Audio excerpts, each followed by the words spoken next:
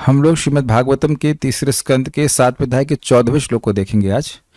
13वें में आपने देखा था थीम ये थी कि अनर्थ कब नष्ट हो जाएंगे पूरी तरह से। तो उसमें लिखा था यदेन्द्रियोपरामोऽथ दृष्टात्मनि परे हरौ विलीयन्ते तदा क्लेशः संसुप्तस्यैव कृतश्नशः। जब यदा इंद्रियो उपराम, जब इंद्रियां उपराम को प्राप्त होती हैं। कैसे उपराम मतलब शांत हो जाती हैं, निश्चल हो जाती हैं, रुक जाती हैं उनकी वृत्तियां। कहां पर? दृष्टा में, आत्मनि में, परे में और हरऊ। दृष्टा आत्मनि मतलब जो देखने वाले परमात्मा हैं, साक्षी हैं, उनमें। परे मतलब जो परमेश्वर है या प्रकृति परे हैं, या हरऊ हरि में। एक और बात यहाँ पे छूट गई कि कोई प्रकृति के परे वस्तु है उसी में मन लगेगा। न सतोगुण में स्थित हो पाएगा, ना ही रजोगुण में वह उपरम हो पाएगा और ना ही तमोगुण में हो जाएगा। मन का इंद्रियों का स्वभाव ही है, क्योंकि वह मूलतः दिव्य हैं, वह दिव्य वस्तु से ही संतुष्ट हो सकते हैं। नहीं तो आप देखेंगे कुछ लोग पहाड़ों में टहलने जाएंगे, फिर आके फिर सिटी में आ जाएंगे, फिर कुछ समय सिटी से फिर पहाड़ में चले जाएंगे। तो कहने का आशय यह है कि मन की एक बहुत बड़ा सहायता हम लोग को मिल रही है कि मन भगवान के अलावा कहीं उपरम को प्राप्त होगा नहीं। उपरम मतलब शांति को प्राप्त होगा ही नहीं। कहते हैं विलीयन्ते तदा क्लेश, उस समय सारे क्लेश, सारी अविद्या नष्ट हो जाएगी। कैसे? तो कह रहे संसुप्तस्य इव कृतस्नशः। जैसे व्यक्ति गहरी नींद में सो जाता है, जब स्वप्न भी नहीं आता तो उसके सारे कष्ट दूर हो जाते हैं। अब यहां पे हम लोग दो मार्ग देख के आए हैं। एक भक्ति मिश्रित ज्ञान मार्ग जिसमें ब्रह्म की अनुभूति होती है, और दूसरा है शुद्ध भक्ति का मार्ग। तो यहां पे आपने रिजल्ट के बारे में सुना कि रिजल्ट क्या है कि सारे क्लेश नष्ट हो जाते हैं। तो अब प्रश्न होगा कि दोनों में से कौन सा मार्ग सबसे अच्छा है जिसको हम चुने? Is it not? रिजल्ट इतना बढ़िया है कि सारी समस्या का समाधान हो जाए। देखिए हम सभी लोग सुबह से लेकर शाम तक, एटलीस्ट सुबह से शुरू कर देते हैं कि कैसे हमारी समस्याओं का समाधान हो। यही प्रश्न है और कुछ नहीं है। तो यहां स्पष्ट 13वें में आ गया कि समस्याएं पूरी समाप्त हो जाएंगी अगर व्यक्ति इस प्रकार से इंद्रियों का उपरम प्राप्त हो जाए। तो अब कैसे इस इंद्रियों का उपरम प्राप्त हो जाए, सर्वश्रेष्ठ मार्ग क्या है, उसको यहाँ पे मैत्रेय मुनि बताएंगे। और आप इंसिडेंटली उस कार्य को कर रहे हैं। अब कठिनाई यह है कि जब उसकी महिमा नहीं सुनते हैं तो जो कार्य कर रहे हैं उसको भी करने में व्यक्ति की कोई उत्साह नहीं होता है। तो इसमें महिमा सुन रहे हैं कि सर्वश्रेष्ठ है भगवान के गुणों का श्रवण कीर्तन और बार बार करना। ऐसा नहीं कि मालूम चल गया कि उसमें तो ये है और फिर नहीं करना। जैसे हम लोग दवा खाते हैं तो बार बार खाते हैं कि नहीं? बार बार खाते हैं तो बार बार लाभ होता है। तो उसी प्रकार से सबसे बड़ा साधन है, सबसे श्रेष्ठ साधन है, सबसे प्रबल साधन है भगवान के यश का श्रवण करना। इससे पहले मैं आगे जाकर बात क्लियर कर दे रहा हूं। हम भगवान को जबरदस्ती अपने हृदय में नहीं ला सकते हैं, लेकिन अपने हृदय को पवित्र कर सकते हैं जिससे भगवान प्रसन्न होकर के हमारे हृदय में आ जाए। तो हृदय को पवित्र करने का सर्वश्रेष्ठ तरीका है भगवान का श्रवण कीर्तन, जो कि स्वयं भगवान से अभिन्न भी है। बेसिकली काम भी वही करते सफाई का, फिर आके बैठ जाते हैं। तो please let's chant it, very nice shloka. और ये गाने लायक भी है। अशेष संक्लेश शमं विधत्ते गुणानुवाद श्रवणं मुरारेः। अशेष संक्लेश शमं विधत्ते गुणानुवाद श्रवणं मुरारेः। किं वा पुनस्तच्चरणारविन्द पराग सेवारतिरात्मलब्धा। वा पुनस्तच्चरणारविन्द पराग सेवारतिरात्मलब्धा। अशेष संक्लेश शमं विधत्ते गुणानुवाद श्रवणं मुरारेः। अशेष संक्लेश शमं विधत्ते गुणानुवाद श्रवणं मुरारेः। किं वा पुनस्तच्चरणारविन्द पराग सेवारतिरात्मलब्धा। वा पुनस्तच्चरणारविन्द पराग सेवारतिरात्मलब्धा। अशेष संक्लेश शमं विधत्ते गुणानुवाद श्रवणं मुरारेः। अशेष संक्लेश शमं विधत्ते गुणानुवाद श्रवणं मुरारेः। अगर आपके लिप्स के बीच में फेविक्विक नहीं लग गया है तो बोलिए भी। बोलने के लिए भी कह रहे, कुछ लोग बिल्कुल चुप रह रहे। ट्रांसलेटर प्रभु बोलिए भी। किं वा पुनस्तच्चरणारविन्द पराग सेवारतिरात्म लब्धा पुनस्तचरणारविन्द पराग सेवारतिरात्मलब्धा अशेष संक्लेश शमं विधत्ते गुणानुवाद श्रवणं मुरारेः अशेष संक्लेश शमं विधत्ते गुणानुवाद श्रवणं मुरारेः किं वा पुनस्तच्चरणारविन्द पराग सेवारतिरात्म लब्धा पुनस्तचरणारविन्द पराग सेवारतिरात्मलब्धा अशेष संक्लेश शमं विधत्ते गुणानुवाद श्रवणं मुरारेः अशेष संक्लेश शमं विधत्ते गुणानुवाद श्रवणं मुरारेः किं वा पुनस्तचरणारविन्द पराग सेवारतिरात्मलब्धा किं वा पुनस्तच्चरणारविन्द पराग सेवारतिरात्म लब्धा अशेष संक्लेश शमं विधत्ते गुणानुवाद श्रवणं मुरारेः अशेष संक्लेश शमं विधत्ते गुणानुवाद श्रवणं मुरारेः किं वा पुनस्तचरणारविन्द पराग सेवारतिरात्म लब्धा किं वा पुनस्तचरणारविन्द पराग सेवारतिरात्मलब्धा बोलिए अशेष संक्लेश शमं विधत्ते गुणानुवाद श्रवणं मुरारेः अशेष संक्लेश शमं विधत्ते गुणानुवाद श्रवणं मुरारेः किं वा पुनस्तचरणारविन्द पराग सेवारतिरात्मलब्धा किं वा पुनस्तचरणारविन्द पराग सेवारतिरात्म लब्धा। बहुत सुंदर बात एक भक्त से चर्चा हो रही थी कि देखिए श्रीमद् भागवतम को कोर्स की तरह पढ़ाया जा सकता है, कोई आपत्ति नहीं है, लेकिन उसमें हृदय का परिवर्तन हो ऐसा फोकस नहीं हो पाएगा। रियली अगर आप बहुत ध्यान पूर्वक इन श्लोकों को सुन रहे हैं तो एकदम क्लियर हो रहा है कि ये हमें आत्म साक्षात्कार के पथ का वर्णन कर रहा है। It is preparing us, it is gearing us for self realisation. जैसे कोई विधि बताई जाए कि बुखार ऐसे ठीक होता है तो केवल कोर्स में नहीं पढ़ रहे हैं, एमबीबीएस नहीं कर रहे हैं हम लोग, एमबीबीएस नहीं कर रहे हैं हम लोग, अब सीख रहे हैं कि इस दवा को कैसे ग्रहण करना है ताकि हम ठीक हो जाएं। I hope this is clear. MBBS भी कराते तो लोगों को, बीमार लोगों को ठीक कराने के लिए नहीं करते हैं, वो सामर्थ्य हो जाए अगले को ठीक करते, अलग बात है। लेकिन जब डॉक्टर आपको प्रिस्क्राइब कुछ कर रहा है तो उसका उद्देश्य है कि आप सीखें, हम सीखें और उसको ठीक एकदम समझ करके वैसे पालन करके ठीक हो जाएं।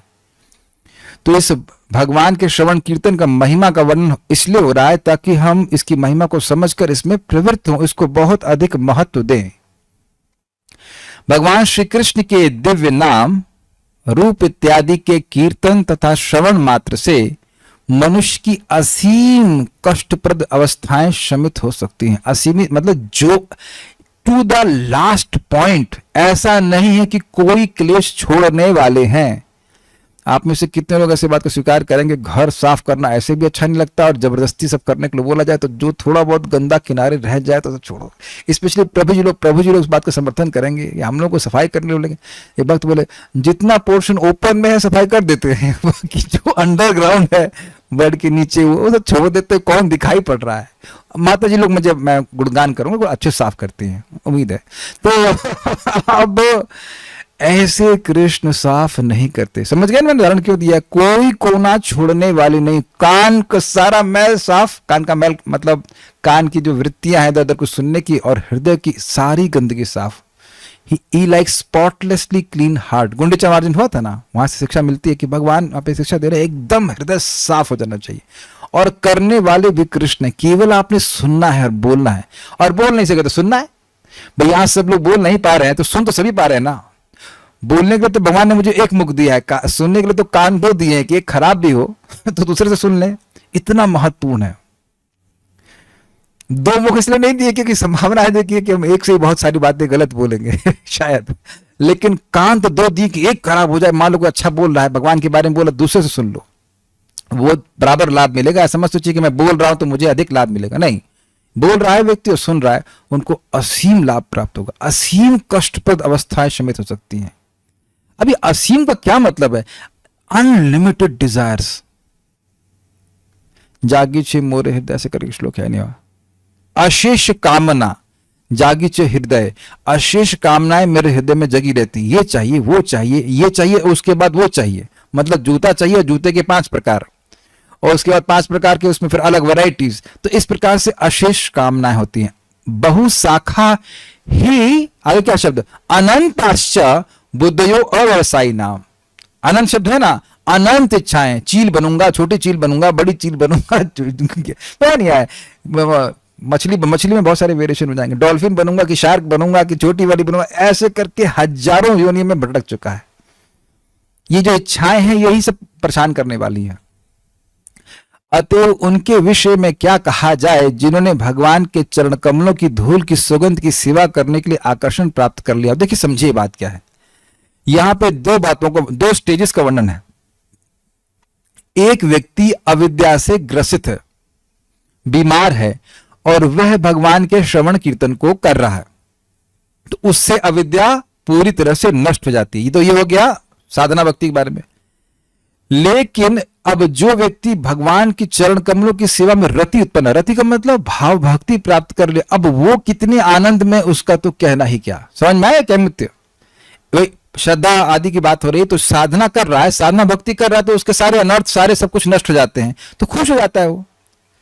तो उसके जब जो साधना कर रहा है उसकी अविद्या नष्ट हो जाती है, उसके क्लेश नष्ट हो जाते हैं। तो अब जिसने भगवान की रति प्राप्त कर ली है, श्रवण कीर्तन करके भगवान के चरण में प्रेम प्राप्त कर लिया है, उसकी प्रेम जागृत हो गया, वो कितने आनंद में है उसको तो कहना क्या। उसका कितना दुखों का नाश हो जाएगा, क्या कह सकते हैं। ये क्या कर रहे हैं? Just a second.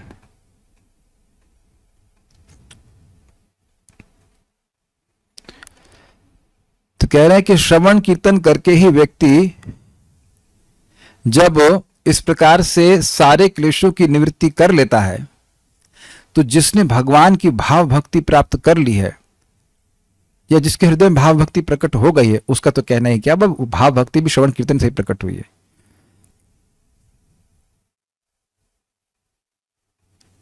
कह रहे हैं कि यह श्लोक ऐसा प्रतीत हो रहा है कि आपने पहले इसे कक्षा में पढ़ा है। जी हाँ, बिल्कुल सही पकड़ा, और आपकी बुद्धि की इमदाद देते हैं। लगता है ब्राह्मी पीते हैं आप।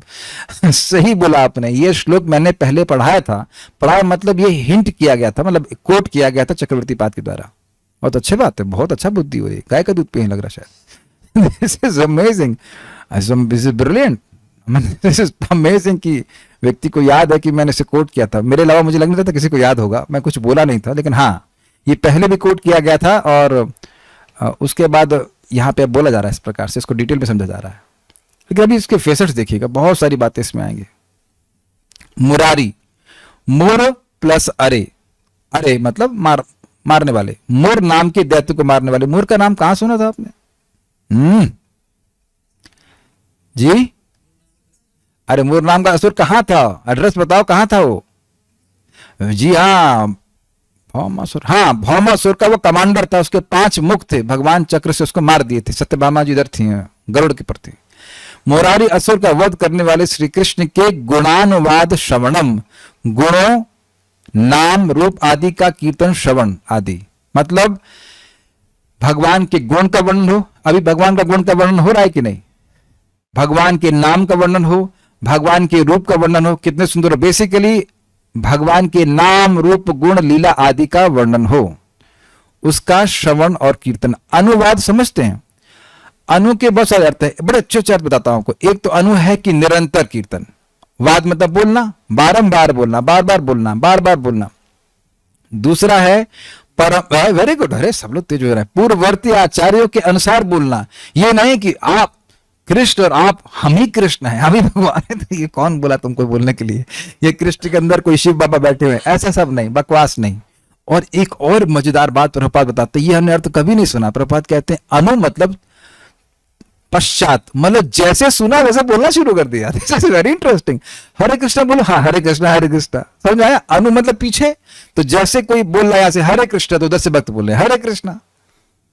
दिस इज नाइस ना, ये अर्थ हमको बड़ा अच्छा लगा था प्रभुपाद का, ये भी बिल्कुल मजेदार अर्थ है। अनु मतलब पीछे बोलना। कोई बोला आपको हरे कृष्णा करो, अब वो आप पूरा जीवन सोचते रहे कि क्या करना चाहिए क्या नहीं करना चाहिए, जब बुढ़े हो गए दांत बाहर आ गए, क्या कौन सा मंत्र बताए थे आप, ऐसा नहीं। अनुवाद मतलब सुना और तुरंत बोलना शुरू किया। अच्छा ये बताइए, ओके लेट्स डू इट।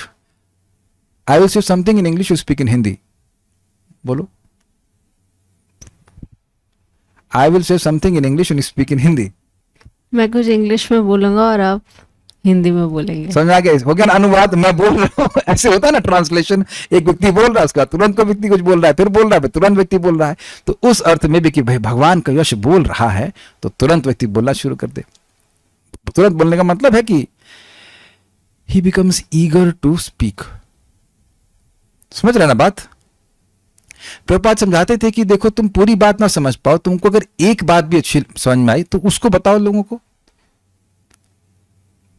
ऐसे बहुत से लोग आप में से हो सकते हैं कि कोई मित्र हो जो शायद सुनना चाहे, तो आप उनको चर्चा कर सकते हैं। नहीं तो आपस में आप कुछ अगर कोई मित्र हैं तो चर्चा कर सकते हैं। हमने आज ये सुना, जैसे हमारे राजकुमार प्रभु भी, आपको याद है कि हम लोग एक श्लोक विशेष चर्चा कर रहे थे, तो आप तुरंत जाकर के बताए थे एक भक्त को, ये कहते हैं उसे गुणानुवाद। सुने इतना अच्छा लगा कि तुरंत बोलने लगे। दुनिया में ये कोई नई बात नहीं सीख रहे हैं, दुनिया में हम लोग बहुत सारी बात सुनते हैं और तुरंत तबड़ तबड़ तबड़ तबड़ बोलना शुरू कर देते हैं, है कि नहीं। कर ही रहे हैं, ये तो कर रहे हैं और क्या कर सकते हैं, कर रहे हैं। तो उनका श्रवण, बोले सुने बोले सुने बोले सुने, तो ये इस प्रकार से अशेष संक्लेश शमम, अशेष मतलब असीमित, संक्लेश मतलब सम्यक क्लेश, बड़े भयंकर क्लेश, और शमम का मतलब शांत, नष्ट हो जाते हैं। असीमित दुखों का उपशमन हो जाता है।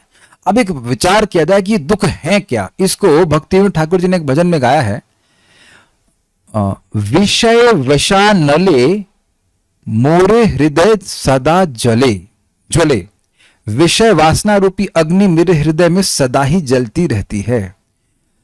और भगवान का नाम एक अमृत धारा है, उसके समान वह है। जैसे बारिश हो जाती है ना तो सारी अग्नि शांत हो जाती है, उसी प्रकार से कान के द्वारा प्रवेश करके मेरी सारी विषय वासना की जो अग्नि है उसको शमित कर देता।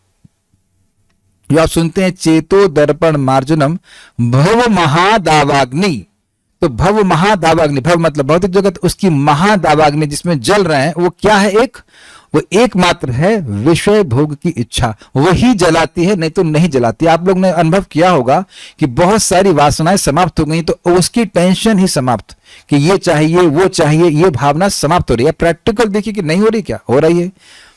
तो भगवान का श्रवण कीर्तन इन वासनाओं को समाप्त कर देता है।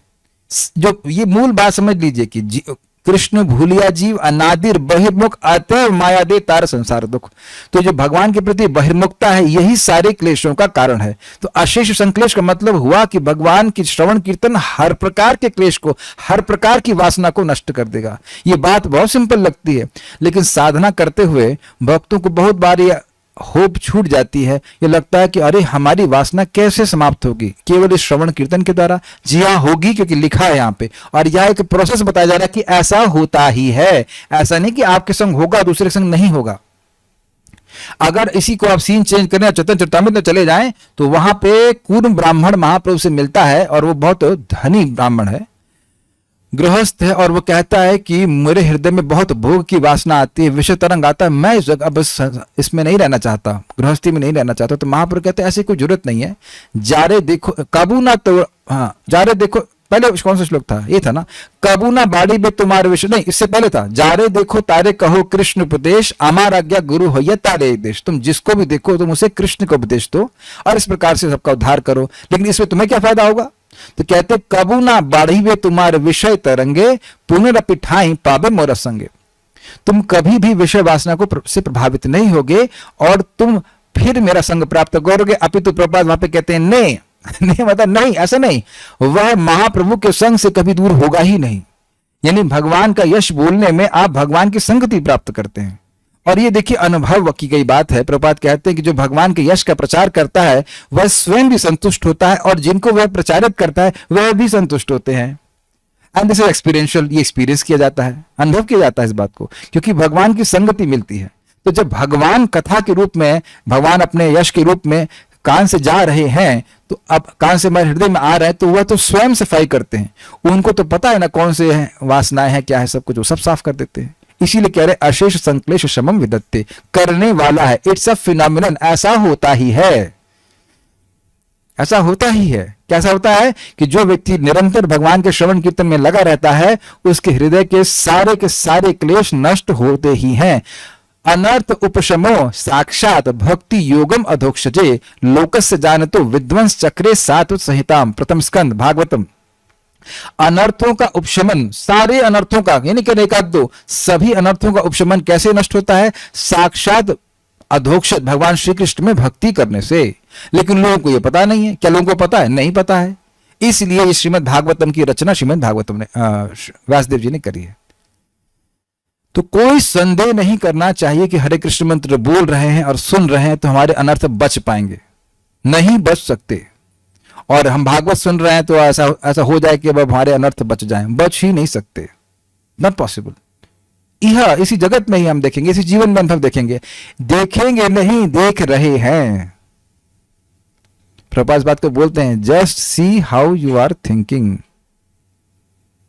हाँ, लेकिन एक बात ध्यान देना होगा कि इतनी सुंदर वस्तु है तो उसके प्रति आदर बुद्धि भी होनी चाहिए। समझ रहे ना बात? अब हमेशा ही हम लोग अगर हाफ हार्टेडली सुनेंगे तो रिजल्ट भी हाफ हार्टेडली मिलेगा। इतना सुंदर चीज है, केवल श्रवण कीर्तन करना है और उससे इतना बड़ा लाभ मिल रहा है तो आदर बुद्धि से करना चाहिए ना। तो ये हो गया आपकी साधना भक्ति का प्रोसेस। ये भैया अभी अविद्या से ग्रसित है, श्रवण कीर्तन कर रहा है, उसके सारे क्लेश नष्ट हो गए। तो आत्मलब्धा, ये बड़ी सुंदर शब्द है। आत्मलब्धा का मतलब है अपने मन में स्वतः प्राप्त। ये जिन्हें दोनों अर्थ से मिला दिए गए हैं, बड़े अच्छे। आत्मलब्धा मतलब जो आत्म अर्थात आत्मनि अर्थात मन में प्राप्त होता है, और दूसरा है आत्मलब्धा लब्धा मतलब जो स्वतः प्राप्त होता है। तो इसलिए दोनों अर्थों को एक साथ जोड़ के रखा गया है, बड़ा अच्छा। अपने मन में स्वतः प्राप्त, इसका मतलब क्या है? आप कहो कि प्रभु जी भक्ति, भाव भक्ति कैसे मिलेगी? अपने आप आएगा वो स्टेज, आप जबरदस्ती नहीं कर सकते, उसका इंजेक्शन नहीं लगता। श्रद्धा का इंजेक्शन लगता है, लेकिन भाव भक्ति कहो कि भाई तुम इस्कॉन में भाव भक्ति नहीं दे रहे, आओ हम तुमको भाव भक्ति देंगे, तो ऐसी बातों को भाव नहीं देने का। समझ आ गया ना कि यहां इधर सुन लेंगे तो 6 महीने में हमको राग भक्ति मिल जाएगी, भाव भक्ति मिल जाएगी, कुछ नहीं ऐसा। मतलब व्हाट इज दैट? अतः श्री कृष्ण नामादि न भवेद ग्राह्यम इंद्रिय सेवोन्मुखे ही जीवादौ स्वयमेव स्फुरतः भक्त भगवान का प्रसाद ग्रहण करता है, भगवान का नाम उच्चारण करता है, तो धीरे धीरे भगवान स्वयं प्रकाशित करते हैं। अर्थात भाव भक्ति का कारण कोई और नहीं, भक्ति ही है। भक्ति करते करते भक्त्या संजात या भक्त्या, भक्ति करते करते वो अपने आप प्रकट होती है, उसको किसी अब भौतिक कारण से, किसी जोड़ जुगाड़ से नहीं प्रकट कर सकते। एक बात। दूसरा, व्यक्ति को अपने मन में ही अनुभव होता है। नहीं है पानी है, मुझे लग रहा है वरुण प्रभु आप भाव भक्ति की स्टेज पर ये सब नहीं चलता है, मुझे लग रहा है कि आपको प्रेम हो गया। अरे भाई, ये सब आप दूसरे के बारे में जज नहीं कर सकते हैं स्वयं। जैसे मान लीजिए मैं पानी पी रहा हूं, अच्छा मुझे कितनी प्यास लग रही थी बताओ? कितना प्यास लग रही थी कि नहीं लग रही थी आप अंदाज नहीं लगा पा रहे हैं ना। भूख लग रही है कि नहीं लग रही ये भी अंदाज नहीं है किसी को। तो अब प्रेम कितना बढ़ गया ये अंदाज कैसे लगा लेंगे आप? ये शब्द है इस प्रकार का, जिसके हृदय में भगवान के प्रति प्रेम होता है। तार वाक्य मुद्रा, तार क्रिया विज्ञ न वजह। जो विज्ञ व्यक्ति है वह भी नहीं समझ पाता है। महाप्रभु को अष्ट सात्विक विकार हो रहे हैं, लेकिन बाह्य लोग सोच रहे हैं कि अरे ये तो वैसे ही आ गया, भावुक व्यक्ति आ गया। या प्रकाशानंद सरस्वती भी नहीं समझ पा रहे हैं। तो कहने का मतलब ये है कि ये आपको स्वयं अपने हृदय में ही अनुभव होता है। हमने गीता में भी श्लोक सुना है, कालेना आत्मनि विंदति तत् स्वयं समसिद्धि कालेनात्मनि विंदति। काल में भक्ति करते करते व्यक्ति स्वयं ही अपने हृदय में इस बात का अनुभव करता है। बड़े सिंपल है भाई, कभी तो जब में रुचि मिली होगी, अब जब में थोड़ी बहुत जो रुचि मिली वो आप अनुभव कर रहे हैं कि बगल वाला पड़ोसी अनुभव कर रहा है कि भाई इनको तो बड़ा जप पे रुचि मिल रही है। यस, नहीं समझ आ रहा? जब आपको जप अच्छा लगा तो सामने वाला तो नहीं समझ पा रहा है, भले ही आपको बोल दे कि बड़ा अच्छा जप कर रहे हो, ये कर रहे हो, वो कर रहे हो, लेकिन आपको क्या अनुभव हो रहा है वो तो वही जानता है ना। Make sense? तो ये कह रहे हैं कि यह है, अब दूसरा व्यक्ति नहीं समझेगा, आत्मलब्धा आप अपने मन में, अपने अंतःकरण में अनुभव करोगे, अंतःकरण पवित्र होता जाएगा और स्वयं अनुभव करोगे। और इंटरेस्टिंग बात है, क्योंकि भाव भक्ति स्वतः प्रकट होने वाली है तो किसी से नष्ट भी नहीं होने वाली। ऐसा नहीं कि अब कोई बाहर से कोई आपदा आ जाए, विपदा आ जाए या शरीर छूट जाए तो आपकी भक्ति छूट जाएगी, ऐसा नहीं हो सकता। यहां बहुत सारी उपलब्धि बाहर से आती कि नहीं? मान लो ओलंपिक्स में जीत गया तो गोल्ड मेडल बाहर से आया कि अंदर से आया? बाहर से आया कि नहीं आया? बाहर से लब्ध हुआ, आत्मलब्ध नहीं हुआ कि ये उसके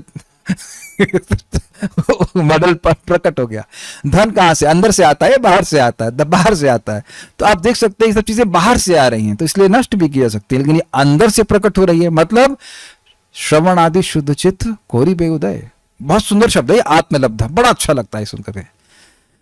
आत्मलब्धा अपने मन में स्वतः प्राप्त तत्चरणार विंद पराग सेवा रति, तत् मतलब उन, चरणार विंद मतलब भगवान के चरण कमल, और पराग मतलब वो उसके जो पोलन्स होते हैं उनकी सेवा रति, मतलब उन भगवान के चरण कमल की रज की सेवा के प्रति दृढ़ आसक्ति जिसकी हो गई। रति का मतलब होता है भाव भक्ति, जिसको ये भाव भक्ति प्राप्त होगी। किम वा पुनः, उसके विषय में अब क्या कहें, मतलब उसके उसकी दुख की निवृत्ति के बारे में क्या कहें। ये कहने तो समझते हैं कि भाई अब गंगा जी में अगर ऊंट डूब गया तो 4 फीट के आदमी का तो कहना ही क्या। तो जब भगवान की भक्ति क्लेशाग्नि कहा जाता है, क्लेशाग्नि साधना भक्ति का, क्लेशाग्नि और शुभधा, तो क्लेशों का नाश करना और शुभ गुण प्रकट करना, यह भक्ति साधना भक्ति का गुण है। अभी पढ़ाऊंगा, गीता में बात पढ़ाऊंगा, भक्ति सामने से तो समझ में आ जाएगा। तो ये जब साधना भक्ति से ही नष्ट हो जाता है तो अब जो भाव भक्ति उसका तो कहना ही क्या। तो बिल्कुल स्पष्ट आप समझ रहे हैं कि जो हमने लिंक लिया था उस क्लियर हो रहा है कि क्या करना है। भगवान की श्रवण कीर्तन ही सर्वश्रेष्ठ मार्ग है, जो बिल्कुल अनर्थों से युक्त है उनके लिए भी, और जो अब बिल्कुल अनर्थ से मुक्त हो चुके हैं, पूरी भाव भक्ति में प्राप्त हो गए, उनके लिए भी भक्ति सबसे ज्यादा सुखमय कार्य है। ये बात बोली जा रही। यानी कभी भी हमने को सुन भले लेना चाहिए कि भक्ति मिश्र ज्ञान, लेकिन करना नहीं चाहिए। कुछ ज्यादा डिटेल में जानने की जरूरत नहीं कि भक्ति मिश्र ज्ञान क्या होता है, ये क्या होता है। बस शुद्ध भक्ति क्या है वो समझें और उसको करने का प्रयास करें। उम्मीद है कि श्लोक समझ में आया होगा। अशेष संक्लेश समम विधत्ते गुणानुवाद श्रवणम मुरारे, भगवान मुरारी के जो मुर नामक दैत्य को मारने वाले हैं उनके गुण, गुण का मतलब गुण, नाम रूप गुण लीला आदि का अनुवाद, निरंतर बोलना, और अनुश्रवण निरंतर श्रवण सभी क्लेशों को मारने वाला है, असीमित क्लेशों को मारने वाला। जैसे भगवान असीमित दैत्यों को एक क्षण में मार सकते हैं, ऐसे उनका गुणानुवाद हमारे हृदय के सारे अनर्थों को नष्ट कर सकता है। क्षमा कीजिएगा, कर सकता नहीं, करता है। सकता है तो मतलब शायद नहीं भी कर सकता है, ऐसा हो जाएगा भाव। करता ही है। और ये प्रकट देख लीजिए कि ये क्लेश अगर नष्ट हो रहे हैं, ये भक्ति के विरोधी तत्व नष्ट हो रहे हैं, तो इसका प्रभाव क्या होगा? आपके हृदय में श्रवण कीर्तन का उत्साह बढ़ता चला जाएगा। You'll become eager to hear about Krishna more and more, more and more, more and more. किं वा पुनस्त चरणार विंद पराग सेवा रतिरात्म लब्धा, उन लोगों के बारे में क्या कहना, मतलब उन लोगों को प्राप्त सुख के बारे में, उन लोगों के द्वारा प्राप्त सुख के बारे में क्या कहना जिन्होंने भगवान श्री कृष्ण के चरण कमलों में रति प्राप्त कर ली है। वो कैसी है? आत्मलब्धा, जो मन में ही प्रकट होती है और स्वयं ही प्रकट होती है। स्वयं का मतलब ऐसा नहीं है कि भक्ति किए बिना प्रकट हो जाएगी, सोचते रहेगा प्रकट हो जाएगी। भक्ति का फल भक्ति होता है, ये अर्थ है।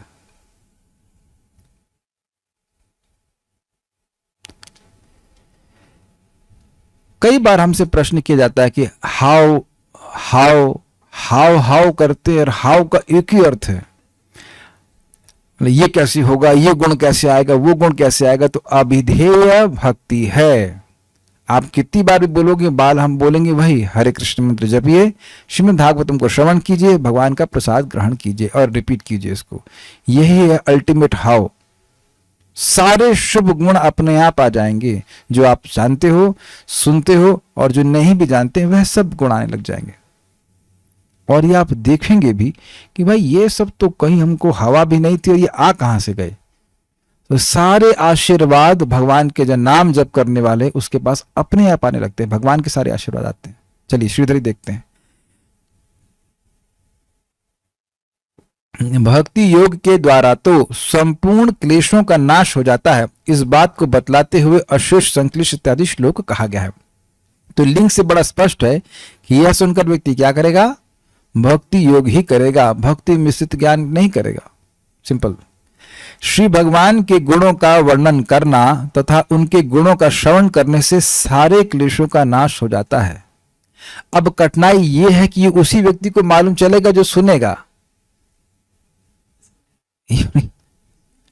अभी एक भक्त को मैं पूछा, भाई बहुत दिन से आप गायब हो रहे हो, क्या बात है, बीमार हो? कहते नहीं, मैंने एक प्रोफेशनल कोर्स कर लिया था। और अरे भाई बुरा नहीं मानना, मन तो कर रहा था कि बहुत डांट लगाने का, छोड़ो क्या करें। लेकिन एक चीज बताइए कि क्या शाम भी मरने के लिए ही है? क्या गृहस्थी मरने के लिए कब्र खोदे हैं उसमें कि मरते ही रहें? सुबह 8 घंटा तो मर ही रहे हैं परिवार के लिए, और शाम का कुछ समय तो होना चाहिए जीने के लिए कि उसमें भी मरते रहें। आप विचार कीजिए कि क्या ये सब कार्य करके सुखी हो रहे हैं? क्या आत्मा प्रोफेशनल कोर्स करने के लिए है? अरे जिस प्रोफेशन से रोटी मिल रही है उसी से रोटी मिलती रहेगी। मैं डांट नहीं रहा हूं, मैं कहता इतना विवेक की हानि हो जाती है। अरे कम से कम इस भागवत कोर्स के बाद कोई प्रोफेशनल कोर्स करना चाहिए। जब 18,000 श्लोक सुन ले इसके, और जो बाकी बचे श्लोक है उसके बाद कोई कोर्स करना चाहिए, क्योंकि उसका प्रभाव मैं देखता हूं कि सुबह व्यक्ति गायब हो जाता है। हमको बड़ा दुख लगता है, मतलब हम तो गुस्सा नहीं आता, हमको दुख लगता है कि बड़े अच्छे अच्छे भक्त हो जाते हैं, लेकिन ये इस तरह का डाइवर्जन क्यों कर लेते हैं? अनर्थ बढ़ाने वाले कोर्स क्यों सीख रहे हैं? सोच रहे हैं उसका मूल्य समझिए कि हम लोग बैठ करके पढ़ रहे हैं, रोज पढ़ने का मौका मिल रहा है। ये बहुत बड़ा भाग्य है, ये हाईएस्ट भाग्य है। बहुत बड़ा नहीं, ये हाईएस्ट भाग्य है, इससे बड़ा नहीं है। अब जबरदस्ती किसी को करनी पड़ रही है तो अलग बात है, लेकिन we must give out time for this. नहीं तो बाकी सब केवल श्रम है केवल। कितना सुंदर बात है। नहीं बोल सकते तो सुन तो सकते हैं ना। बोल रहे हैं मोनो मोड में, लेकिन सुन रहे हैं स्टीरियो मोड में, है कि नहीं? दोनों कान से सुन रहे हैं कि नहीं सुन रहे? दोनों तरफ से पहुंच जा रहे हैं। इस रास्ते से नहीं पहुंच पाए, दूसरे रास्ते से पहुंच जाए, किसी तरह पहुंचे इसके हृदय में, हम सवाई करें इसके। What a wonderful thing. जो बोलने वाले को लाभ है वही सुनने वाले को लाभ है। तो आप लोग की तो एनर्जी भी खर्च नहीं हो रही है। देखेंगे सुनने में तो एनर्जी भी जाती नहीं कि थक गए भैया सुनते सुनते। बोलने में तो एनर्जी बहुत जाती है, लेकिन सुनने में तो नहीं जाती ना। तब और लाभ वही, बैठे बैठे। मैं प्लीज मैं डांट नहीं रहा होता, मुझे एक एक भक्त की चिंता होती है। सही बताऊं क्यों? क्योंकि मैंने मुकुंद दत्त प्रो का जो वचन सुना है, that has kind of change my attitude.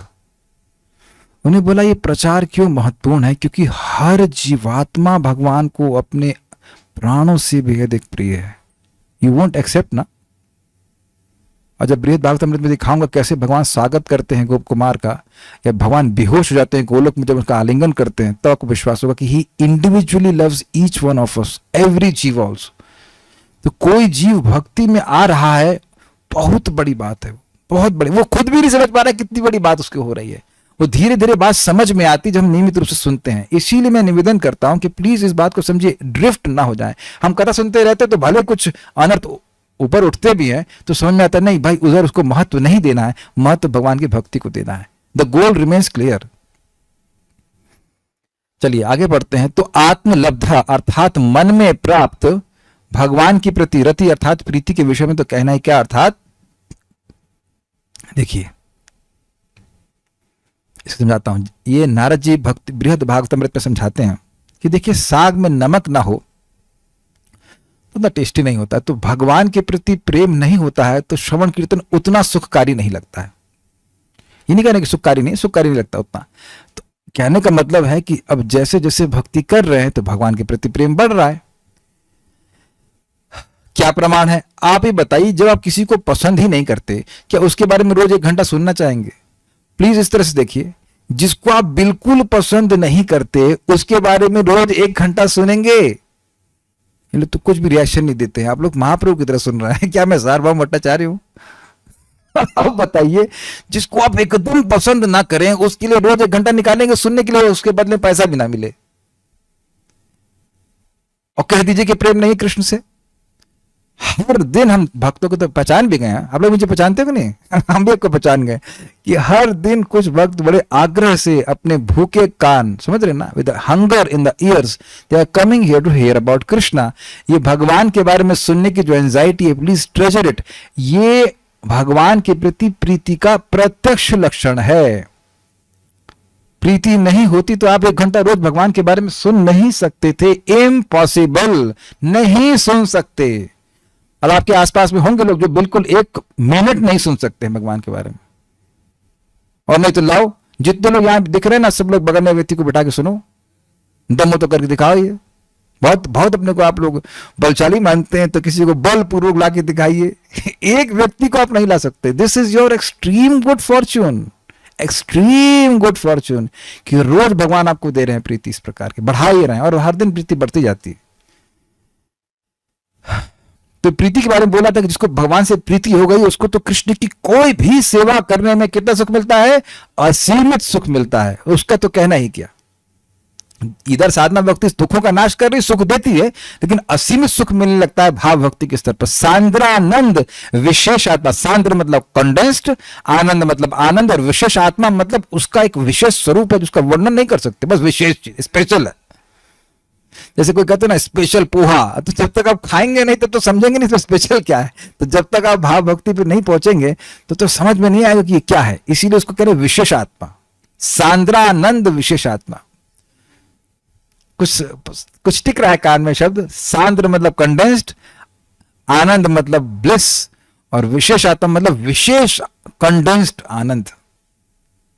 Condense जैसे बोलना शायद रबड़ी या वही सब कंडेंस में आ रहा होगा, लेकिन यहाँ कंडेंस्ड और क्या आई क्रीम ऐसा कुछ आ रहा होगा, लेकिन यहाँ कंडेंस्ड आनंद की बात कर रहे हैं। और भाई साहब, माताओं, प्रभु जी, ये सब is in store for us. नहीं तो यह भागवतम सुनते ही नहीं। सुना था आपने शिवदम का क्या अर्थ था? भगवान का प्रेम से बना हुआ भरा हुआ पार्षद बनकर भगवान के धाम चला जाएगी। भागवत आपके हृदय में प्रेम भर रही है या प्रकट कर रही है, जैसे भी आप समझ लें। We are on that path. Sarartha Darshini. ज्ञान और भक्ति में से कौन सा अज्ञान का नाश करने में श्रेष्ठ है? जल्दी से बताओ। तो इस प्रश्न के उत्तर में कहते हैं कि भगवत भक्ति श्रेष्ठ है। मतलब टाइम बर्बाद नहीं करना ज्ञान में। तो फिर भगवान के चरण कमलों की सेवा में जो महान रति अर्थात आसक्ति होती है, उसके विषय में किंवा अर्थात कितना ही वर्णन किया जा सकता है, जो आत्मलब्धा अर्थात स्वतः प्राप्त होती है। मतलब आप भक्ति करते रहो, अपने आप देखेंगे कि भगवान के प्रति भाव उत्पन्न हुआ है। इससे यह संकेत मिलता है कि भाव अथवा रति स्वयं प्रकाशित होती है या आत्मा में प्राप्त होती है और कृत्रिम रूप से उत्पन्न नहीं की जा सकती, और न ही इसका आडंबर करने की जरूरत है कि हमको भाव प्रकृति प्राप्त हो गई है, लौटने लग जाए। एक व्यक्ति था, मंदिर में आया और वो भगवान को देखे लौटने लगा, तो भक्त लोग कहे प्रभुपाद एक महाभागवत आ गए हैं, वो भगवान को देखकर कीर्तन सुनकर लौट रहे हैं। तो प्रभुपाद तो सब समझ गए। प्रभुपाद गए नहीं, प्रभुपाद बोल जाओ उसे लात मारो। तो भक्त लोग कहे लात मारे? तो कहते जो भी अपराध होगा मैं ले लूंगा। अच्छा ध्यान दीजिएगा, आपको कुछ नहीं करना है। लेकिन प्रभुपाद की शक्ति थी, तो कहे अगर उससे वो वाकई भाव में होगा तो उसे कुछ मालूम नहीं चलेगा, और नहीं होगा तो तुम पर वो गुस्सा होगा। तो हुआ यही, उसको लात मारे, कुछ तो किए वो, तो एकदम गर्म हो गया। जानते हैं आप कितना मैं बड़ा भक्त हूं, इत्यादि इत्यादि। भाव भक्ति के सिम्टम्स हैं वो सब आते हैं कि अव्यर्थ कालत्वम, एक क्षण भी भगवान की सेवा से रहित नहीं होता है। मान शून्यता, अमानित्व है ना, ऐसे करके है, और नाम गाने सदा रुचि इत्यादि इत्यादि। तो हमें इमेजिन करने की जरूरत नहीं है, लेकिन ये अपने आप प्राप्त होती है। धैर्य पूर्वक भक्ति करते रहिए, जरूर प्राप्त होगी, कोई संदेह नहीं होना चाहिए। तो दोनों बातें क्लियर हुई। आत्मलब्धा मतलब स्वयं प्राप्त होती है, अर्थात करते करते स्वयं आपको मालूम चल जाएगा। जैसे कि भोजन करते हैं तो अपने आप ही मालूम चल जाता है कि अब भूख शांत हो गई है। और दूसरी बात क्या है, आत्मा में प्राप्त होती है, अर्थात अपने मन में, अंतःकरण में व्यक्ति उस आनंद का अनुभव करता है। जब साधना भक्ति अविद्या का उपशमन कर देती है तो इसका लक्ष्य अर्थात रति अथवा भाव भक्ति कितने अधिक फल उत्पन्न करेगी, ये समझ में आया। देखिए साधना भक्ति क्या है, बहुत पहले पढ़ चुके हैं 1.2.6 में। साधना मतलब, साधना का मतलब देयर हैज टू बी गोल, कोई साध्य होना चाहिए। तो साधना भक्ति मतलब, साधना भक्ति को साधना भक्ति तभी कहते हैं जब उसका लक्ष्य भाव भक्ति होता है। कृति, अब भूल गया श्लोक, कृति साध्यात् भवे साध्या भावा स साधना भिता नित्य सिद्धस्य भावस्य प्राकट्यम इति साध्यतः। अपनी इंद्रियों से जो संपादित की जाती है, कृति मतलब अपनी इंद्रियों से की जा रही है। जैसे आप अपने कान से सुन रहे हैं, दूसरे के कान से नहीं। जाओ भाई तुम सुन लेना, तुमको प्रेरणा देने का फल हमको मिल गया, नहीं, अपनी इंद्रियों से सुनना पड़ेगा। मुझे अपनी इंद्रियों से मैं बोल रहा हूं, मैं अपने मुंह से बोल रहा हूं, पता है कोई? हाँ, और आप अपने ही कान सुन रहे हैं, तभी प्रेम मिलेगा। ये नहीं कि भाई अच्छा भाई तुमको 5,000 रुपए दे रहा हूं, तुम भागवत बोल देना, प्राण कर देना, तो तुमको प्रेम मिल जाएगा, ऐसा नहीं हो सकता। प्रेरणा देने की अलग बात है, भाई किसी को आप प्रेरणा दे रहे हैं, भागवत पढ़ने की अलग बात है। लेकिन कोई कह दे कि मैं तुमको 5,000 रुपए दूंगा, आजकल चलता है ना, पंडित जी को बोलते हैं कि आप पाठ कर दीजिए, तो ऐसा से आपको प्रेम नहीं मिल पाएगा। खुद इंद्रियों से सेवा करनी पड़ेगी। कृति साध्यात भवे साध्या, थोड़ा संस्कृत गड़बड़ हो रही है, मैं संस्कृत नहीं याद कर पा रहा हूं, लेकिन पॉइंट ये अपनी इंद्रियों से संपादित होती है एक। दूसरा उसका लक्ष्य है भाव भक्ति की, भाई एक दिन हमको हमारे हृदय में भगवान के प्रति शुद्ध भाव उत्पन्न हो जाए, जागृत हो जाए, जो हमारा नित्य सिद्ध भाव है। अच्छा, नित्य सिद्ध से भाव से मतलब हुआ कि ये भाव आपके हृदय में पहले से सिद्ध है। प्राकट्यम इति साध्यता, लेकिन ये जो भक्ति है इसका पोटेंशियल ये है कि इस भाव को पुनः जागृत कर देती है। तो साधना भक्ति को, मतलब भक्ति को साधना भक्ति कहते ही तब है जब उसका लक्ष्य साध्य भाव भक्ति है। तो प्रश्न है भाई प्रेम भक्ति क्यों नहीं कहते? तो प्रेम भक्ति इसलिए नहीं कहते हैं क्योंकि भाव भक्ति में आने के बाद भक्ति करनी नहीं पड़ती, वो अपने आप होती है। उससे व्यक्ति सामान्यतः कभी नहीं गिरता है। किसी एक विशेष परिस्थिति की बात अलग है, अन्यथा भाव भक्ति से कोई व्यक्ति गिरता नहीं है। वो एक भरत महाराज का केस एक स्पेशल है, वो एक अलग कारण है, लेकिन अन्यथा कोई भाव भक्ति से गिरता नहीं, उसके बाद प्रेम प्राप्त हो ही जाता है। Is it okay? तो कह रहे हैं कि जब साधना भक्ति ही अविद्या का नाश कर देती है, तो अब भाव भक्ति कितना सुख देगी। अविद्या तो सब क्लेश दे रही है ना। तो ये कहने का मतलब है कि भक्ति कितनी समर्थ है। ज्ञान आदि मार्ग में व्यक्ति को अविद्या का नाश तो हो जाता है, लेकिन भाव भक्ति की प्राप्ति नहीं होती। जो सुख भाव भक्ति का है उसको कैसे का बताया गया था सुबह क्लास में, मोक्ष लघुताकृत। मोक्ष मतलब संसार का दुख समाप्त हो गया है, लेकिन भगवान की सेवा का सुख नहीं मिल रहा है। तो अविद्या नाश हो गई, इसका मतलब ठीक है आपको आदि भौतिक आदि दैविक आध्यात्मिक कष्ट नहीं प्राप्त हो रहा है, लेकिन कृष्ण की सेवा का सुख भी नहीं मिल रहा है। तो अविद्या का नाश तो हो जाता है, लेकिन ये जो भाव भक्ति का सुख है वह नहीं प्राप्त हो पाएगा। सांद्रानंद विशेष आत्मा कहा गया, वह नहीं मिल पाएगा। तो इसलिए भक्ति ही करना चाहिए, क्योंकि भक्ति केवल अविद्या के नाश तक नहीं रुकती। समझ में आया? कुछ क्लियर हुआ टॉपिक में क्या बात बोल रहे हैं? केवल अविद्या नाश करके भक्ति रुक नहीं जाती है, और उसकी आगे भी भक्ति बढ़ती जाती बढ़ती जाती बढ़ती जाती, उसको भाव भक्ति प्रेम भक्ति आदि का सुख मिलता है। इसलिए भक्ति ही करना चाहिए। क्लियर? रति का मुख्य फल अविद्या का नाश नहीं, अपितु भगवान को वश में करना है। यह इस श्लोक में ही इंगित किया गया है। समझ में आया? ज्ञानी भले ही अपनी अविद्या का नाश कर ले, लेकिन भगवान को आकर्षित नहीं कर सकता। और ये भाव भक्ति का एक गुण है, श्री कृष्ण आकर्षणी सचा। सा यहाँ पे फीमेल है, मतलब श्री कृष्ण को आकर्षण करने वाली है। श्री कृष्ण को आकर्षण करने वाली है। मोक्ष लघुताकृत, और क्या था इसमें? सांद्रानंद विशेषात्मा, और श्री कृष्ण आकर्षणी सचा। श्री कृष्ण को आकर्षित करने वाले। आकर्षण मतलब उसके हृदय में ग्रसित हो जाते हैं। इसी को हमने सुना था प्रथम स्कंद के 1.1.2 में।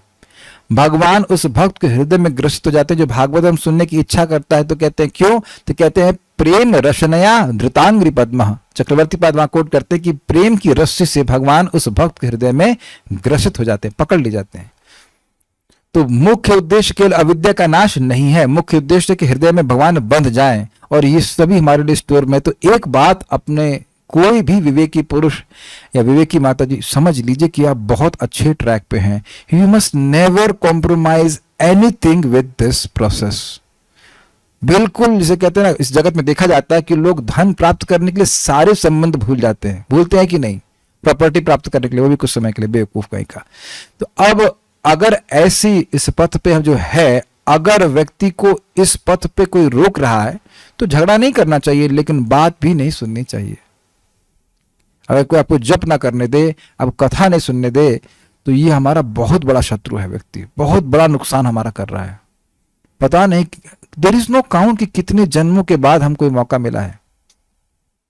समय कम है तो हम आगे बढ़ते हैं, लेकिन बात यह है कि भगवान को आकर्षण करने वाला तात्पर्य, वैदिक शास्त्रीय विद्या में भौतिक इंद्रियों को वश में करने की दो अलग अलग विधियों की संस्तुति की गई है। इनमें से एक ज्ञान योग है, अर्थात ब्रह्म, परमात्मा तथा भगवान के दार्शनिक ज्ञान का मार्ग। दूसरी विधि है भगवान की दिव्य प्रेमा भक्ति रूपी सेवा में जुट जाना, भगवान को भोग लगाना, प्रसाद ग्रहण करना, सब जानते हैं भक्ति के बारे में। इन दो अत्यंत लोकप्रिय विधियों में से यहाँ पर भक्तिमय सेवा के मार्ग को सर्वोत्तम कहकर संस्तुत किया गया है, क्योंकि जो भक्ति मार्ग पर चलता है उसे पुण्य कर्मों के सकाम फल के लिए या ज्ञान के परिणामों के लिए प्रतीक्षा नहीं करनी पड़ती, इसे उसमें इंक्लूडेड रहता है। भक्ति संपन्न करने की दो अवस्थाएं हैं। पहली, मान्य शास्त्रों के नियमानुसार अपनी वर्तमान इंद्रियों द्वारा भक्ति का अभ्यास करने की अवस्था, ये हो गई साधना भक्ति। जो आपकी इंद्रियां हैं, जो कान हैं, उसे सुनेंगे या कहीं से इंपोर्ट करेंगे? जो कान है इसे सुनेंगे, जो जीभ है उसी से भोजन प्रसाद ग्रहण करेंगे, जो नाक से उसी से भगवान के गंध को सूंघेंगे, ये बात है। दूसरी भगवान के चरण कमलों की धूलि के कणों की सेवा करने के लिए निष्ठावान अनुरक्ति प्राप्त करना। प्रथम अवस्था साधन भक्ति कहलाती है, जो नव जिज्ञासुओं द्वारा की जाने वाली भक्ति है और किसी शुद्ध भक्त के निर्देशन में संपन्न की जाती है। दूसरी अवस्था राग भक्ति है, जिसमें परिपक्व यानी प्रौढ़ भक्त निष्ठापूर्ण अनुराग के कारण स्वतः भगवान की विविध सेवा में लगा रहता है। इसको समझिए, प्रभुपाद एक बड़े सुंदर उदाहरण से बताते हैं। कभी कभी कार की बैटरी डाउन हो जाती है तो धक्का मारा जाता है। धक्का मार के ही कार नहीं चलाई जाती है। आप लोग कार, महावीर तो धक्का मार कार चलाते हैं? नहीं, कार तो अपने आप चलती है। तो अगर बैटरी डाउन है तो कभी कभी धक्का मारा जाता है। तो बद्ध जीवों का प्राय बैटरी डाउन होती है तो उसको धक्का दिया जाता है, भाई श्रवण करो, कीर्तन। अरे भाई कहाँ थे जप में? हाँ प्रभु जी, थोड़ा सा वो थोड़ा दर्द कान के इस कोने में हल्का दर्द हो रहा था, इसलिए हम जप करने नहीं आए। ऐसे हजार तरह के बहाने भजन नहीं करने के रहते हैं। तो अब जब धक्का मारा जा रहा है, कथा सुनो, धक्का मारते मारते मारते अब ऐसा हो जाता है कि वह अब केवल शास्त्र आज्ञा से नहीं सुन रहा है। साधना व्यक्ति केवल शास्त्र आज्ञा से की जाती है कि भाई बोला है कि सुनना है, बोला ऐसे करके करता है। लेकिन अब जब व्यक्ति भगवान में आसक्ति को प्राप्त हो जाता है तो अब उससे रहा नहीं जाता, वह केवल शास्त्र आज्ञा से नहीं कर रहा। राग भक्ति में शास्त्र को छोड़कर भक्ति नहीं की जाती है कि बस पॉइंट क्या है कि वो करते करते उसमें राग, उसमें सुख हो गया है, सुख मिलने लगता है कि उसे छोड़ नहीं पा रहा है। जैसे एग्जाम्पल दिया जाता है कि भाई किसी को जॉन्डिस है तो वो वैद्य की आज्ञा से रसगुल्ले खा रहा है। मैं आपको सच्ची बात बता रहा हूँ, मेरा मित्र था, उसको जॉन्डिस हो गया था, मुझे पता नहीं था। और रसगुल्ले लेके आया, डेटी किचन से देख खा रहा है। हमने कहा वाह भाई वाह, हमारी तो लॉटरी लगे। कहते हैं नहीं यार, जॉन्डिस हो गया है, बड़ा परेशानी हो रही है। वैद्य जी बोल रहे कि 4 रसगुल्ले खाने हैं, तो वहां वैद्य जी की आज्ञा से खा रहा है। और अगर आप लोग को रसमलाई दी जाएगी तो क्या वैद्य जी को पूछेंगे? वैद्य जी मना करेंगे तब भी खाएंगे। अरे डायबिटीज जाएगी, ये जाएगा, अरे नहीं खाना, इज इट नॉट? तो वहां पे राग है, वहां आसक्ति है। Got it? अंतर समझ आ गया राग में? तो इसका इंजेक्शन नहीं दिया जा सकता है। यू कांट प्रीच अबाउट राग। अगर व्यक्ति का हृदय अशुद्ध है तो वह राग को नहीं प्राप्त करेगा, उसको ही हैज टू पे द प्राइस। साधना करते रहिए, आत्मलब्ध, अपने आप व्यक्ति को राग होने लगता है। ठीक है, ओके। कहां गया? अब महर्षि मैत्रेय विदुर के सारे प्रश्नों का अंतिम उत्तर इस तरह से दे रहे हैं। भगवान की भक्ति संसार की समस्त कष्टप्रद दशाओं को कम करने का चरम साधन है।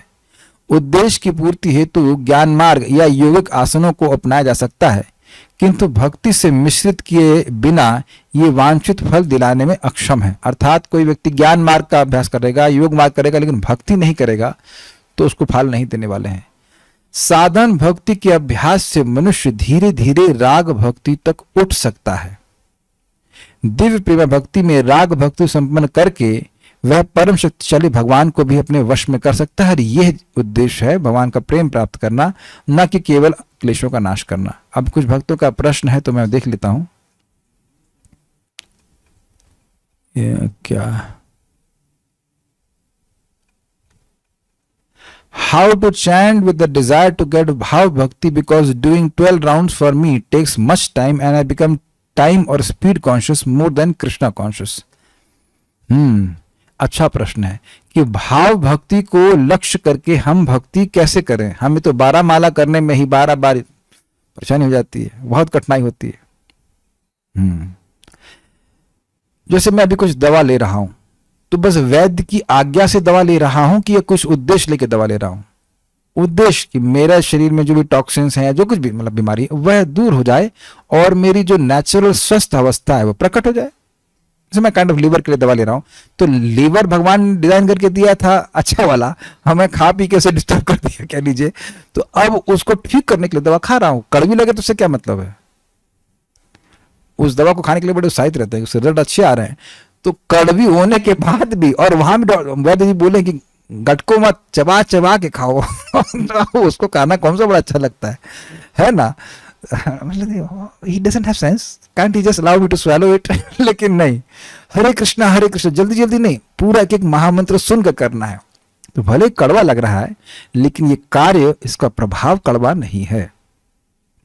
तो अपने हृदय के शुद्धिकरण के लिए कीजिए, क्योंकि आप जानते हैं श्रवण नित्य सिद्ध कृष्ण प्रेम साध को बुनोय श्रवण आदि शुद्ध चित्त कौरिबे उदय।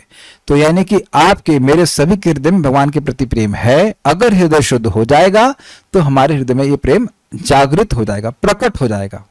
ये बात बोल जा रही। तो अगर हमारे हृदय में भाव भक्ति लक्षित है तो हमारे लिए पहला प्रायोरिटी क्या होगा, हृदय का प्यूरिफिकेशन।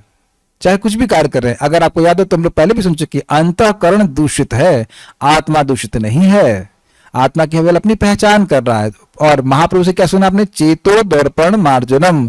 तो पहला लक्ष्य क्या है, चित्त का सफाई करना, और वो चाहे कैसे भी लगे। और जिस भक्त ने प्रश्न किया है, आपको थोड़ा सुबह उठना पड़ेगा जल्दी, तो सुबह बहुत अच्छा लगता है। आपकी उम्र के अन्य भक्त लोग भी हैं जो बहुत अच्छे से जप कर रहे हैं। मिलिट्री डिसिप्लिन उन्हीं लोगों पर स्वीकार किया जा सकता है जो कमांडो बनना चाहते हैं। आप लोगों को भी भर्ती कर देंगे क्या, दौड़ो जाकर 18 किलोमीटर, कहीं दौड़े भाई, हम नहीं दौड़ते। तो स्वेच्छा से वह समर्पित होते हैं, और ये कोई तपस्या नहीं लगती है। अगर सुबह उठ करके नाम उच्चारण करेंगे भक्तों के साथ तो आप अनुभव करेंगे कि आप इतना कठिन नहीं लगता, धीरे धीरे करके आसानी हो जाती है। मैं और भी कुछ कहना चाह, हाँ, आज एक बड़ी सुंदर बात मैं सुना। देखिए, हवाई जहाज को घास के मैदान पर नहीं दौड़ा जाता है, वो एक रेस्ट्रिक्टेड एक उसका पाथ है, उस पर चलता है, बड़ी तभी स्पीड पकड़ पाता है कि वो उड़ सके। तो ये रेस्ट्रिक्शन है कि भाई नियमों का पालन कीजिए, 16 माला जप कीजिए, अच्छे से जप करने का प्रयास कीजिए, इससे हमारी चेतना की स्पीड बढ़ती है, हम कहीं आगे बढ़ पाते हैं। तो इसीलिए सब बताया गया है, कोई मतलब पनिशमेंट देने के लिए नहीं है। तो व्यक्ति जब करेगा तो ये कृष्णा कॉन्शियस होने की ही डिजायर है, basically to purify my heart. हृदय शुद्ध करने की इच्छा से अगर जब कर रहे हैं तो भाव भक्ति ही प्राप्त करना चाहते हैं, तभी तो कर रहे हैं। भगवान की चरण सेवा से क्या मतलब है, भगवान का श्रवण कीर्तन, ये खाली पोएटिक लैंग्वेज है, श्रवण कीर्तन स्मरण इत्यादि। भक्ति करते समय आंसू क्यों आते हैं, बहुत रोने का मन करता, तो रोइए और जप कीजिए। अभी भी रो रहे हैं क्या, देखिए ठीक है, रोना चाहते तो रो लीजिए, पता नहीं क्यों रो रहे हैं, हमको नहीं पता, लेकिन वास्तविक रोना तब आता है जब व्यक्ति भाव भक्ति को प्राप्त करता है। अभी जो थोड़ा बहुत रोना आता है तो कोई दिक्कत भी नहीं, रो लीजिए, दिक्कत नहीं है, रो ले, सिमरन लो कृष्ण का सिमरन रो, कोई दिक्कत नहीं है। जूम में वीडियो ऑफ करके भी जप करने की सुविधा है, तो आप जप करके रो लीजिए, कोई दिक्कत नहीं, इट्स नॉट प्रॉब्लम। जगन्नाथ की रथ यात्रा में जाना जरूरी होता है। देखिए, ये कोई प्रश्न बना नहीं। अब आप कोई एक सेवा कर रहे हैं तो दूसरी सेवा छूटेगी कि नहीं छूटेगी, तो जिस सेवा में आपको रुचि हो कीजिए। ये सिद्धांत है कि आप भगवान की कोई भी एक सेवा करेंगे तो आपका उद्धार हो जाएगा। तो अब आप एक समय में ऐसा तो नहीं कि प्रकाश विस्तार से जगन्नाथ जी की रथ यात्रा में चले जाए, यहां भी आ जाए, ऐसा तो नहीं हो सकता। तो एक बार में एक ही काम होता है। हमारी तो ये स्थिति हो गई है कि भाई अब ये जो शेड्यूल है इसमें हमको बहुत अच्छा लगता है, शाम के डिनर के बिना, इस कथा के डिनर के बिना तो बहुत खराब लगता है। So I rarely change this program. I will very satisfied with this. अब इसकी बाकी जो इच्छा वो कर सकता है। और क्या, भगवान के चरण कमल की धूलि की सेवा करने का क्या मतलब है? यही है मतलब बेटा, श्रवण कीर्तन स्मरण आदि भगवान की सेवा करना।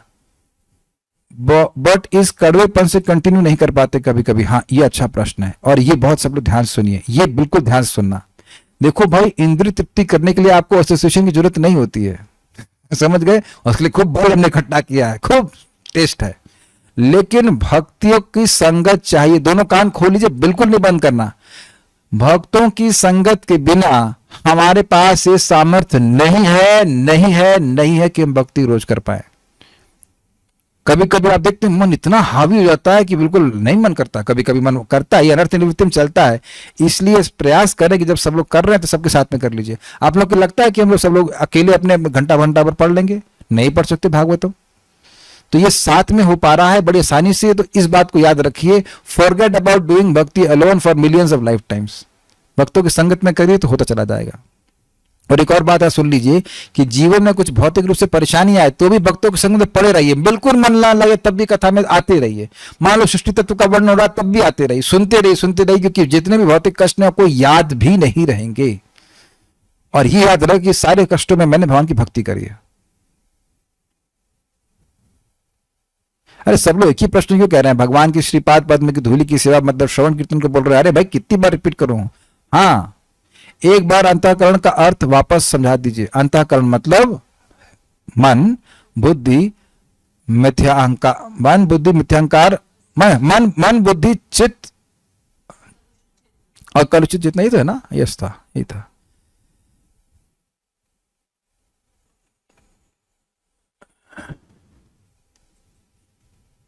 कथा सुनना सबसे इजी है भक्ति प्रोसेस में, पर जब कोई बड़ी प्रॉब्लम आती तो लाइव रिकॉर्डिंग स्टार्ट ही नहीं होता। क्यों?